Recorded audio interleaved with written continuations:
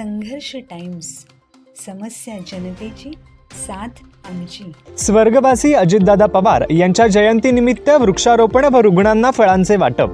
राज्याचे उपमुख्यमंत्री आणि राष्ट्रवादी काँग्रेसचे राष्ट्रीय अध्यक्ष स्वर्गवासी अजितदादा पवार यांच्या जयंतीनिमित्त राष्ट्रवादी काँग्रेसच्या वतीने कर्जतमध्ये वृक्षारोपण व उपजिल्हा रुग्णालयातील रुग्णांना फळाचे वाटप करण्यात आले. यावेळी परिवर्तन विकास आघाडीच्या माध्यमातून शिवसेना उद्धव बाळासाहेब ठाकरे पक्षाचे पदाधिकारी सुद्धा उपस्थित होते.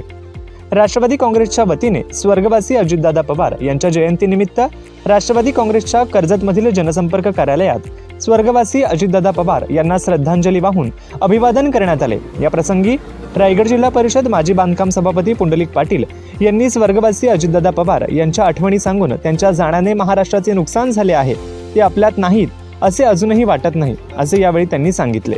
त्यानंतर मुद्रे गुरुनगर येथील स्मशानभूमी परिसरात वृक्षारोपण करण्यात आले. या प्रसंगी राष्ट्रवादी काँग्रेसचे जिल्हाध्यक्ष सुधाकर घारे, रायगड जिल्हा परिषदेचे माजी सभापती कृषी सभापती अशोक भोपतराव, नगराध्यक्षा पुष्पाताई दगडे, उपनगराध्यक्ष संतोष पाटील, महिला विधानसभा अध्यक्ष ॲडव्होकेट पूजा सुर्वे, महिला शहराध्यक्ष मधुरा चंदन, नगरसेवक अशोक राऊत, महेंद्र चंदन, प्रशांत पाटील, कुमेश मोरे, नगरसेविका सुचिता खोत, नेहा शिंदे, अंजली कडू, सुमिता गायकवाड, राधिका पवार, माजी नगरसेवक बळवंत घुमरे, सोमनाथ ठोंबरे, विनीता घुमरे, भारती पालकर, सुवर्णा निलधे, पंकज पाटील, भानुदास पालकर, अनिल मोरे, राकेश देशमुख, राजू पवार, चेतन मुसळे, अतुल कडू, योगेश गायकवाड, स्वप्नील मुसळे, सुयोग मांडे इत्यादी उपस्थित होते.